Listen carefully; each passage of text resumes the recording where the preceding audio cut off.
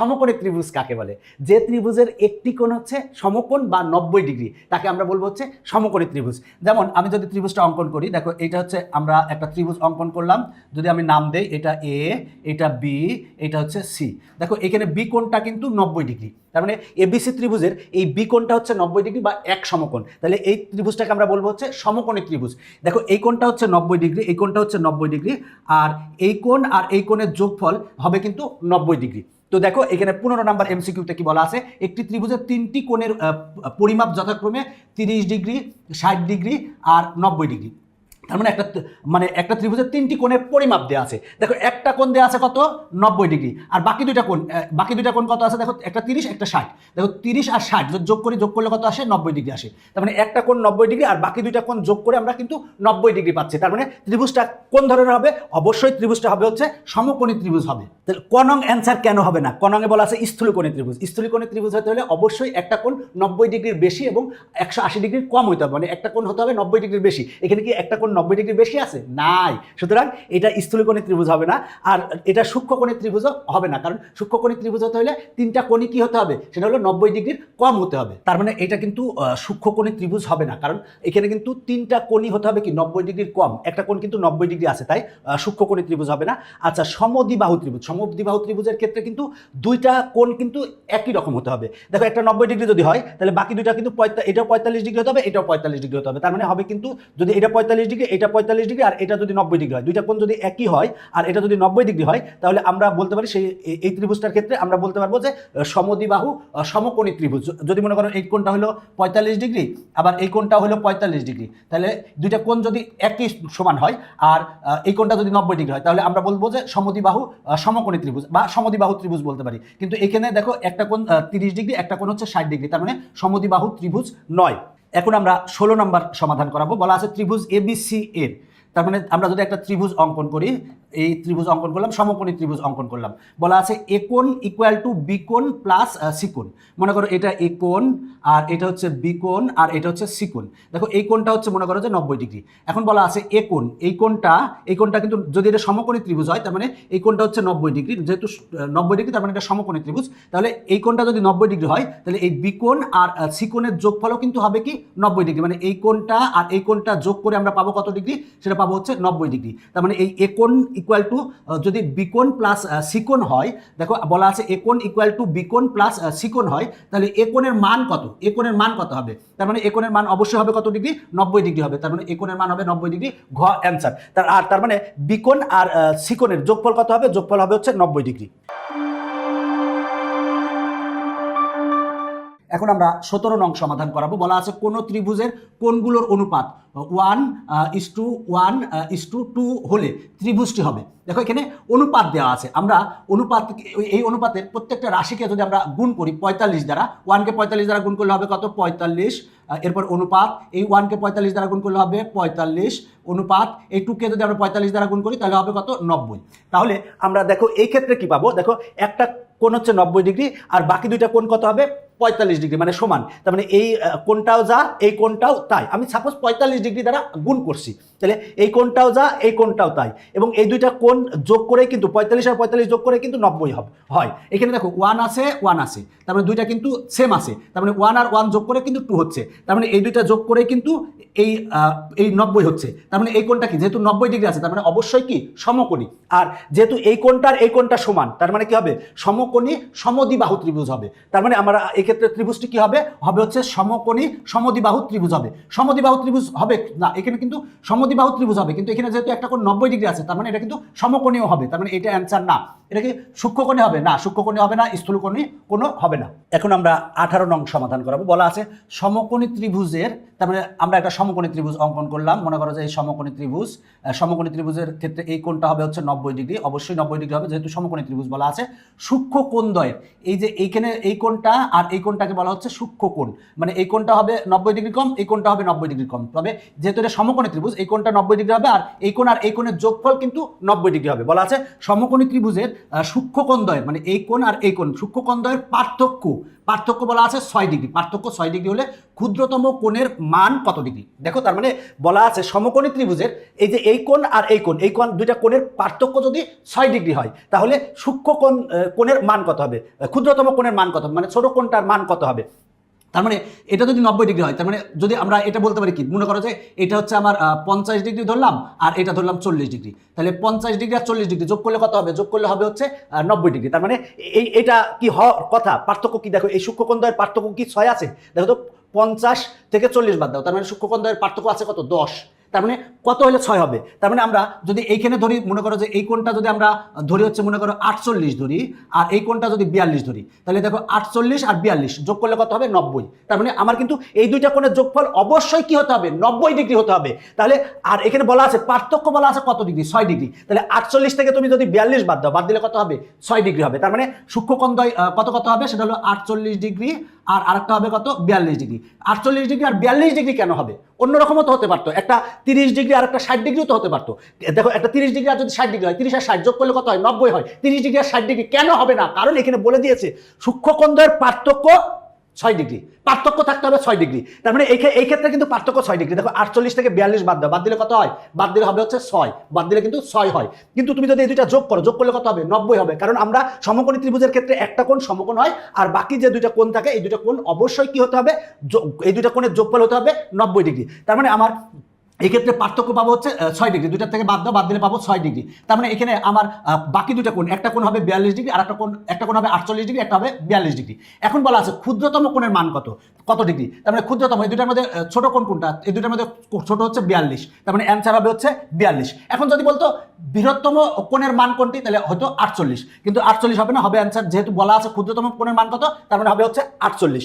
এরপরে দেখো 19 নঙ্গে বলা আছে নিচের কোন দুটি কোণের, বলা আছে নিচের কোন দুটি কোণের মাধ্যমে সমকোণী ত্রিভুজ অঙ্কন করা সম্ভব। সমকোণী ত্রিভুজের ক্ষেত্রে কি একটা কোণ তো 90 ডিগ্রি আমরা বুঝছি, তাহলে বাকি দুইটা কোণের যোগফল কত হতে হবে, অবশ্যই 90 ডিগ্রি হতে হবে। এখন তুমি এগুলা যোগ করো, এই দুইটা যোগ করো, তারপরে এই দুইটা যোগ করো, দেখো এর মধ্যে যোগ করে কোনটা যোগ করে আমরা 90 ডিগ্রি পাবো। তাহলে দেখো আমরা যদি এইটা যোগ করি 53 ডিগ্রি আর 37 ডিগ্রি যদি যোগ করি, যোগ করলে আমরা কত পাবো, 90 ডিগ্রি পাবো। দেখো আমরা এখানে 37 ডিগ্রি আর 53 ডিগ্রি যদি যোগ করো, যোগ করলে কত ডিগ্রি পাবো, 90 ডিগ্রি পাবো। তার মানে বাকি দুইটা কোণের যোগফল হবে 90 ডিগ্রি, তার মানে ঘ অ্যান্সার, এটা সঠিক। আর বাকিগুলো যদি ক্ষেত্রে যদি দেখো এই 47 ডিগ্রি আর 53 ডিগ্রি যদি যোগ করো, যোগ করলে কিন্তু 100 ডিগ্রি পাবা। এখানে অবশ্যই বাকি দুইটা কোণ অবশ্যই কি হতে হবে, যোগফল 90 ডিগ্রি হতে হবে, তার মানে আনসার হবে এইটা। এটা অ্যান্সার হবে না, এটাও অ্যান্সার হবে না। দেখো যোগ করো, যোগ করলে 90 ডিগ্রি হবে না, 90 ডিগ্রি বড় বা ছোট হতে পারে। এখন আমরা এই অঙ্কটা সমাধান করাবো। বলা আছে সমকোণী ত্রিভুজের, তার মানে দেখো সমকোণী ত্রিভুজ, এটা একটা সমকোণী ত্রিভুজের এই কোণটা কিন্তু সমকোণ, মানে এই কোণটা হচ্ছে 90 ডিগ্রি। দেখো বলা আছে সমকোণী ত্রিভুজের অতিভুজ সংলগ্ন, দেখো 90 ডিগ্রির বিপরীত বাহুকে অতিভুজ বলা হয়, তার মানে এইটা হচ্ছে অতিভুজ। বলা আছে অতিভুজ সংলগ্ন একটি কোণ হচ্ছে 50 ডিগ্রি, একটি কোণ 50 ডিগ্রি, তার মানে মনে করো যে এই কোণটা হচ্ছে 50 ডিগ্রি, বলা আছে এটা কোণটা 50 ডিগ্রি। এখন তাহলে এই কোণটা কত হবে, এই কোণটা কত হবে, দেখো সমকোণী ত্রিভুজের একটা কোণ হয় হচ্ছে 90 ডিগ্রি আর অপর দুইটা কোণের যোগফল হয় কিন্তু 90 ডিগ্রি। যেহেতু এই কোণটা 50 ডিগ্রি, তার মানে এই কোণটা কত হবে, তার মানে 90 থেকে 50 বাদ দিলে 40 হবে, তার মানে এই কোণটা হবে 40 ডিগ্রি। তার মানে দেখো এই কোণ আর এই কোণের যোগ করলে কত হয়, 90 হয়, 50 আর 40 যোগ করলে 90 হয়। একটা কোণ দেওয়া আছে হচ্ছে 50, বলা আছে একটি কোণ হচ্ছে 50। এখন বলা আছে অপর কোণটির, অপর কোণ বলতে এই কোণটা, এই কোণটা বলা আছে অপর কোণটির সম্পূরক কোণ কত ডিগ্রি, তাহলে এই কোণটার সম্পূরক কোণ বলছে। এই কোণটার সম্পূরক কোণ যদি বলে তাহলে দেখো আমরা সম্পূরক কোণ কাকে বলে, দুটি কোণের যোগফল যদি 180 ডিগ্রি হয় তাহলে আমরা সেক্ষেত্রে বলবো সম্পূরক কোণ। তাহলে দেখো এই কোণ আর আরেকটা কোণ মিলে যোগ করে যদি 180 ডিগ্রি হয় তাহলে আমরা তাকে বলবো সম্পূরক কোণ। তাহলে আমরা যদি 180 ডিগ্রি থেকে এই কোণটা বাদ দেই, তার মানে বাদ দিয়ে বলতে 40 ডিগ্রি যদি বাদ দিলে হয় হচ্ছে 140 ডিগ্রি, তার মানে এই কোণটার সম্পূরক কোণ হবে কত, 140 ডিগ্রি। আমরা যদি এটাকে বৃদ্ধি করলে এই যে এই কোণটা কত হবে, 140 ডিগ্রি, তার মানে এই কোণটার সম্পূরক কোণ বের করতে বলছে। তাহলে এই কোণটার সম্পূরক কোণ কত, এই কোণটা হচ্ছে কত ডিগ্রি, 40 ডিগ্রি। তাহলে অপর কোণটা কত হবে, এই কোণটার সম্পূরক কোণ কত হবে, তার মানে হবে 140 ডিগ্রি, কারণ এই 140 ডিগ্রি আর 40 ডিগ্রি যোগ করলে কত হয়, 180 ডিগ্রি। দুইটা কোণের যোগফল যদি 180 ডিগ্রি হয় তাহলে আমরা বলবো সেক্ষেত্রে সম্পূরক কোণ। তাহলে বলা আছে কোণটির সম্পূরক কোণ কত, তার মানে এই কোণটার সম্পূরক কোণ হবে হচ্ছে 140 ডিগ্রি, তার মানে গ অ্যান্সার। এখন আমরা এই অঙ্কটা সমাধান করাবো। বলা আছে একটি সমকোণী ত্রিভুজ হবে যদি এর বাহু তিনটির দৈর্ঘ্য হয় যথাক্রমে, দেখো সমকোণী ত্রিভুজ কাকে বলে আমরা জানি, যদি একটি মানে যে ত্রিভুজের একটি কোণ হচ্ছে এক সমকোণ বা 90 ডিগ্রি তাকে সমকোণী ত্রিভুজ বলে। তবে সমকোণী ত্রিভুজের ক্ষেত্রে আমাদের যে পিথাগোরাস আঙ্কেল আছে না, সে কিন্তু একটা সূত্র দিয়ে গেছে, সেটা হলো এই কোণটা হচ্ছে সমকোণ বা 90 ডিগ্রি। দেখো এই কোণটা হচ্ছে 90 ডিগ্রি, এই 90 ডিগ্রির বিপরীত বাহুকে আমরা বলবো হচ্ছে দেখো অতিভুজ বলবো। তো পিথাগোরাস আঙ্কেল কি বলে গেছেন, পিথাগোরাস আঙ্কেল হচ্ছে বলে দিয়েছেন যে অতিভুজ স্কয়ার ইকুয়াল টু লম্ব স্কয়ার প্লাস ভূমি স্কয়ার। তার মানে অতিভুজ স্কয়ার ইকুয়াল টু লম্ব স্কয়ার প্লাস ভূমি স্কয়ার, এই সূত্রটা কিন্তু আমরা জানি এবং এই সূত্রটা অনেক ক্ষেত্রে কাজে লাগাই এবং পিথাগোরাস আঙ্কেলের উপপাদ্য থেকে আমরা এই সূত্রটা পেয়েছি, অতিভুজ স্কয়ার ইকুয়াল টু লম্ব স্কয়ার প্লাস ভূমি স্কয়ার। দেখো 90 ডিগ্রির বিপরীত বাহুকে বলা হয় অতিভুজ, আর দেখো যদি আমরা কোণ এইখানে দেই সূক্ষ্মকোণ, এই কোণের বিপরীত বাহু হবে হচ্ছে লম্ব আর এটা হবে ভূমি। তার মানে অতিভুজ স্কয়ার ইকুয়াল টু লম্ব স্কয়ার প্লাস ভূমি স্কয়ার। মূল কথা, যদি মনে করো যে তিনটা বাহুর দৈর্ঘ্য বলে, তাহলে এখন কি হবে যে দুইটার বর্গের সমষ্টি হবে কি তৃতীয়টার বর্গের সমান। আবার বলছি, দুইটা বাহুর বর্গের সমষ্টি হবে তৃতীয় বাহুর বর্গের সমান। তাহলে দেখো এখানে সমকোণী ত্রিভুজ হতে হলে কি হতে হবে, এই শর্ত মানতে হবে সেটা হলো দুইটা বাহুকে বর্গ করে আমরা যোগ করব, যোগ করে তৃতীয় বাহুর বর্গের যদি সমান পাই তাহলে সেক্ষেত্রে আমার সমকোণী ত্রিভুজ হবে। তাহলে আমরা ক নং অপশন যদি চেক করি, দেখো 8 স্কয়ার, তার মানে 8 স্কয়ার যোগ হবে লিখলাম হচ্ছে 15 স্কয়ার। দেখো তাহলে আমরা এখানে কত পাবো, 8 স্কয়ার যোগ 15 স্কয়ার। দেখো 15 স্কয়ার করলে হয় হচ্ছে 225 যোগ 8 স্কয়ার মানে হচ্ছে 64, আসে হচ্ছে কত 289 আসে, 289 আসে। এই দুইটাকে আমরা বর্গ করলাম, বর্গ করে যোগ করছি, মানে 8 স্কয়ার যোগ 15 স্কয়ার। দেখো তাহলে আসে এত আসে। এবার আমরা এইটাকে যদি বর্গ করি, 18কে যদি বর্গ করি তাহলে কত পাবো, দেখো 18 স্কয়ার সমান আছে 324 আসে, 324 আসে। তার মানে এই দুইটার বর্গের সমষ্টি কিন্তু এইটার বর্গের সমান আমরা পাই নাই, তার মানে এইটা অ্যান্সার হবে না। এই ক্ষেত্রেও আমরা পাবো না, এই ক্ষেত্রেও পাবো না। তুমি দেখো এই 9 স্কয়ার যোগ 12 স্কয়ার করে দেখো 17 স্কয়ারের সমান হয় নাকি, হবে না, এই ক্ষেত্রেও হবে না আমার, এই ক্ষেত্রে হবে, ঘ নাম্বারের ক্ষেত্রে হবে। দেখো আমরা যদি 9 স্কয়ার করি, 9কে স্কয়ার করলে কত হবে, লিখলাম 9 স্কয়ার যোগ 12 স্কয়ার। দেখো আমরা যদি 9কে স্কয়ার করি তাহলে 81 হবে, আর 12কে স্কয়ার করলে 144 হবে। তার মানে 144 যোগ 81 যোগ করলে হয় 225, তার মানে হবে হচ্ছে 225। আর 15কে যদি স্কয়ার করো, 15কে স্কয়ার করলে কিন্তু 225 হয়। তার মানে আমরা 9 স্কয়ার যোগ 12 স্কয়ার যদি করে আমরা পাবো হচ্ছে 15 স্কয়ার পাবো। তার মানে এই দুইটাকে আমরা বর্গ করে যোগ করলে আমরা এইটার বর্গের সমান পাচ্ছি, তার মানে এইটা হচ্ছে আমার অ্যান্সার। মনে রাখবা পিথাগোরাস আঙ্কেলের নিয়ম অনুসারে যদি দুইটা বাহুকে আমরা বর্গ করে যোগ করে তৃতীয় বাহুর বর্গের সমান পাই তাহলে আমরা সমকোণী ত্রিভুজ অঙ্কন করতে পারবো।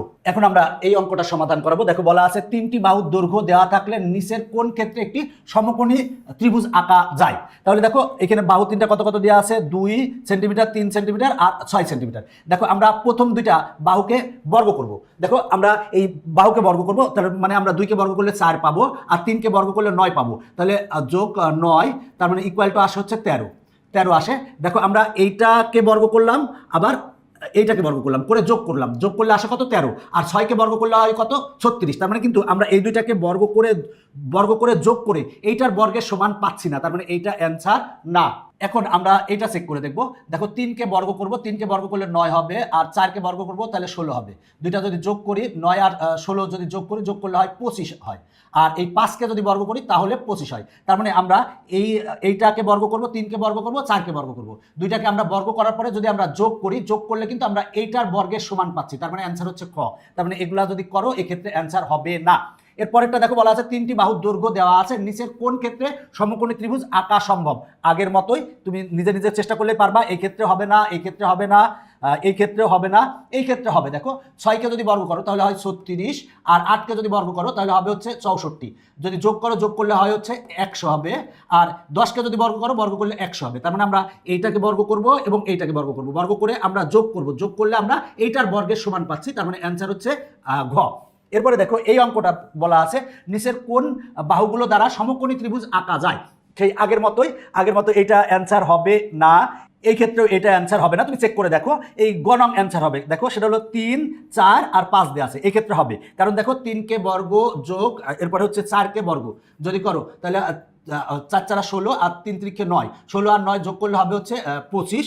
এবার আমরা যদি 5কে বর্গ করি, 5কে বর্গ করলে আমরা 5কে যদি বর্গ করি করলে আসে হচ্ছে 25। তার মানে আমরা এইটাকে বর্গ করলাম এবং এইটাকে বর্গ করলাম, করে আমরা দুইটা যোগ করলাম, যোগ করলে আমরা কত পেলাম হচ্ছে এইটার বর্গের সমান পাচ্ছি। তার মানে এটা অ্যান্সার হবে না। এখন আমরা এটা সমাধান করাবো। বলা আছে ত্রিভুজ এবিসি একটি সমকোণী ত্রিভুজ হবে যদি এর বাহুগুলোর দৈর্ঘ্য হয় সেই আগের অঙ্কের মতোই। তাহলে আমরা এটা চেক করে দেখবো। দেখো আমরা 5কে বর্গ করব, 5কে বর্গ করব, 5 স্কোয়ার যোগ আমরা 12কে বর্গ করব, 12কে বর্গ করব। তাহলে 5 স্কোয়ার মানে 25, 12কে যদি বর্গ করি, বর্গ করলে হয় 144, যদি যোগ করলে হবে 169। আর 13কে যদি বর্গ করো, 13কে বর্গ করলেও কিন্তু 169 পাবা। তার মানে এইটাকে বর্গ করলাম এবং এইটাকে বর্গ করলাম, দুইটাকে বর্গ করে যোগ করলাম, যোগ করে আমরা এইটার বর্গের সমান পেয়েছি। তার মানে এইটা হবে সঠিক। তবে এটা অবশ্যই ছোট থেকে বড় সাজাই নিবা। এরপরে দেখো এটাও সঠিক। 6কে বর্গ করো আর 8কে বর্গ করো, বর্গ করে যোগ করো, যোগ করলে 100 হবে। আর 10কে বর্গ করলে 100 হয়। তার মানে এই দুইটাকে বর্গ করে যদি যোগ করো, যোগ করলে এইটার বর্গের সমান পাচ্ছি। তার মানে এইটা হচ্ছে সঠিক। আর এইটার ক্ষেত্রে এইটাকে বর্গ করো, এইটাকে বর্গ করো, করে এইটার বর্গের সমান পাবা না। তার মানে এইটা সঠিক না। তার মানে আমার 1 এবং 2 সঠিক। তার মানে ক অ্যান্সার।